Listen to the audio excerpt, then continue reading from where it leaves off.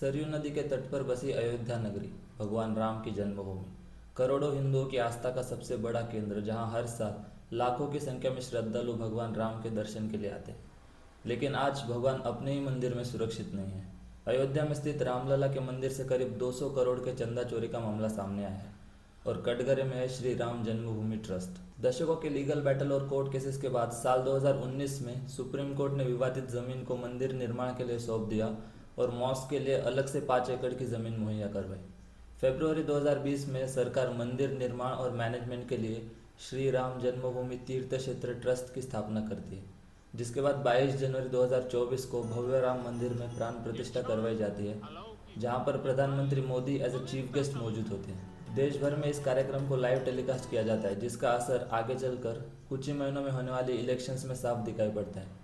2024 के लोकसभा इलेक्शंस में बीजेपी ने राम मंदिर को अपना सबसे बड़ा चुनावी मुद्दा बनाया। गाने बने कि जो राम को लाए हैं हम उनको लाएंगे, लेकिन किसी ने सपने में भी नहीं सोचा होगा कि राम के नाम पर वोट मांगने वालों की सरकार में एक दिन राम के ही घर में चोरी होगी। इनिशियल मीडिया फाइंडिंग से जो धांधली चंद करोड़ों की दिखाई पड़ रही थी, वो आंकड़ा अब 200 करोड़ के पार जा पहुंचा है।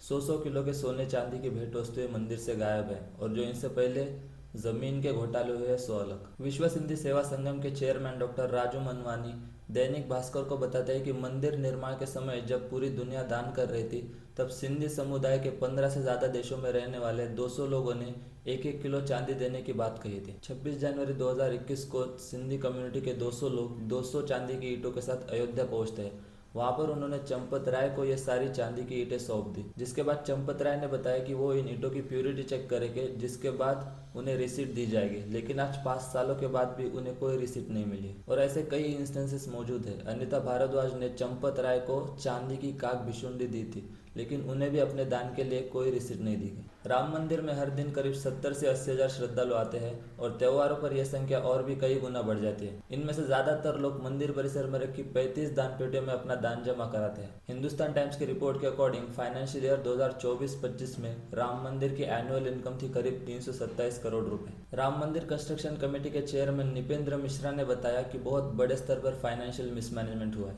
और इस पूरे मामले को ओपन रॉबरी करार दिया।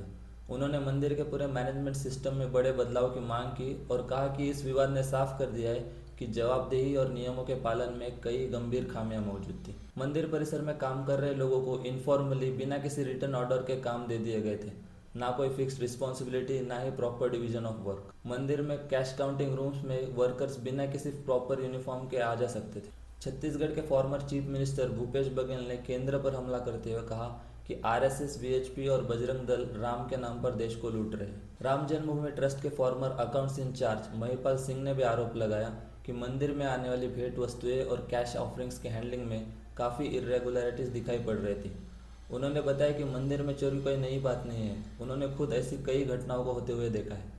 जब इन सब के बारे में उन्होंने चंपत राय से बात की तो उन्हें अगले ही दिन अपने पद से हटा दिया गया। दरअसल ये पूरा मामला तब सामने आया जब समाजवादी पार्टी के फॉर्मर एमएलए पवन पांडे ने आरोप लगाया कि मंदिर के दान पात्र से करीब 7 से 7.5 करोड़ के डोनेशंस गायब हैं, जिसके बाद यह विवाद पूरे देश भर में राजनीतिक चर्चा का विषय बन गया। 7 जून को अखिलेश यादव ट्वीट कर बताते हैं कि मंदिर के चढ़ावे की करोड़ों की रकम गायब है। उत्तर प्रदेश कांग्रेस अध्यक्ष अजय राय और आम आदमी पार्टी के राज्यसभा सांसद संजय सिंह ने भी कई सवाल उठाए और इस मामले में जवाबदेही की मांग की। अरविंद केजरीवाल ने भी आरोप लगाया कि उत्तर प्रदेश सरकार इन्फ्लुएंशियल लोगों को बचा रही है। इस पूरे विवाद को बढ़ता देख 13 जून को उत्तर प्रदेश सरकार ने मामले की जांच करने के लिए एक स्पेशल इन्वेस्टिगेशन टीम एसआईटी का गठन किया। लखनऊ डिविजनल कमिश्नर विजय विश्वास पंत एसआईटी को लीड कर रहे हैं, जबकि टीम के बाकी मेंबर्स में लखनऊ रेंज के आईजी किरण एस और special secretary in the department of finance के नील रतन कुमार शामिल है। एसआईटी ने करीब 150 लोगों से पूछताछ की, जिनमें ट्रस्ट ऑफिसर, टेम्पल स्टाफ और टेम्पल एडमिनिस्ट्रेशन से जुड़े हुए लोग शामिल थे। योगी आदित्यनाथ ने आश्वासन दिया कि इस मामले पे आरोपियों को बख्शा नहीं जाएगा। इन्वेस्टिगेटिंग एजेंसी ने पाया कि कीमती सामान की हैंडलिंग, सोने चांदी के डोनेशन और सीसीटीवी सिस्टम में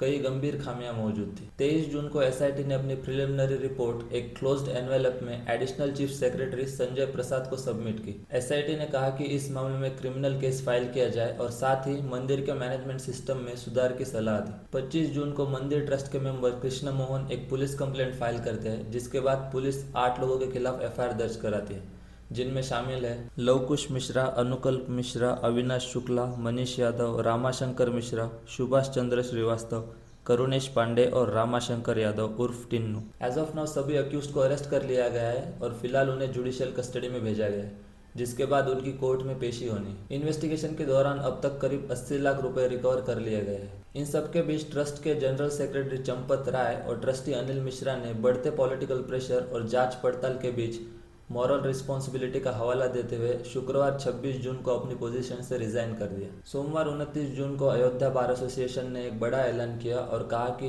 अयोध्या राम मंदिर थेफ्ट में जो 8 अक्यूज्ड है उन्हें कोई भी लॉयर डिफेंड नहीं करेगा। अगर किसी भी लॉयर ने अक्यूज्ड की तरफ से केस लड़ा तो उन पर 5 लाख का जुर्माना लगाया जाएगा। लेकिन ये पूरी इन्वेस्टिगेशन एक तरीके से लोगों का गुस्सा शांत करने के लिए की गई है, ऐसा दिखाई पड़ता है। मतलब लोगों को इन्वेस्टिगेशन होती तो दिखाई दे, मगर जो लोग ऊपर बैठे उन पर कोई आस ना है। यहाँ पर कुछ छोटी मछलियों को पकड़ लिया गया है और मामले को दबाने की कोशिश की जा रही है। इस पूरी कंट्रोवर्सी में जिन 8 लोगों को अरेस्ट किया गया है उसमें एक नाम शामिल है रामाशंकर यादव का, जिन्हें चंपत राय का क्लोज एड माना जाता है। चंपत राय, जो कि ट्रस्ट के जनरल सेक्रेटरी के तौर पर नियुक्त थे, वीएचपी के वाइस प्रेसिडेंट है और आरएसएस के बड़े नेता रहे। शायद इसीलिए उन पर अब तक भी कोई कार्रवाई नहीं हुई है और ना ही उन्हें अरेस्ट किया गया है।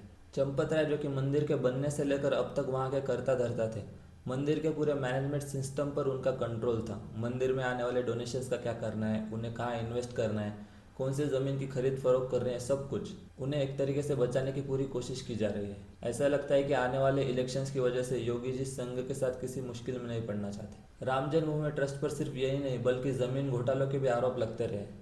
पिछले 5 सालों में ट्रस्ट ने करीब 107 एकड़ ज़मीन खरीदी, जो राम जन्मभूमि से करीब 500 मीटर से 3 किलोमीटर के दायरे में आती है। भास्कर की रिपोर्ट के अकॉर्डिंग ट्रस्ट ने ये ज़मीनें सर्कल रेट से 17 गुना ज़्यादा कीमतों पर खरीदी। मार्च 2021 में राम मंदिर ट्रस्ट ने 3 एकड़ की ज़मीन को करीब 18.5 करोड़ में खरीदा, जिसकी कीमत महज 2 करोड़ रुपए थी। इसी ज़मीन को कुछ समय पहले सुल्तान अंसारी और रवि मोहन तिवारी ने कुसुम पाठक से 2 करोड़ में खरीदा था और सिर्फ 10 मिनट के बाद ट्रस्ट की ओर से इसी ज़मीन को 18.5 करोड़ में खरीदा। और ये कोई आइसोलेटेड केस नहीं है, ट्रस्ट पर ऐसे कई आरोप लगे हैं और इन सब के बावजूद भी चंपत राय और ट्रस्ट के बाकी मेंबर्स पर अब तक भी कोई कार्रवाई नहीं हुई है। राम मंदिर के मुद्दे ने दशकों तक इंडियन पॉलिटिक्स को इन्फ्लुएंस किया है और 90 के दशक में राम जन्मभूमि आंदोलन को बीजेपी के राइज से जोड़कर देखा जाता है। सवाल यह है कि लोगों को कब तक भगवान राम के नाम पर गुमराह किया जाएगा, कब तक करोड़ों लोगों की आस्था के साथ खिलवाड़ किया जाएगा। सरकार का कहना है कि ट्रस्ट स्वतंत्र लोगों के हाथों में है, लेकिन सच ये भी है कि ट्रस्ट के 15 में से 12 मेंबर्स खुद मोदी गवर्नमेंट ने अपॉइंट किए थे। राम मंदिर निर्माण के बाद राम राज्य तो नहीं आया, लेकिन भगवान राम के नाम पर खुली लूट मची है और जो लोग इन सब के पीछे हैं, सरकार उन्हें बचाने के लिए अपना पूरा बल लगा रही है।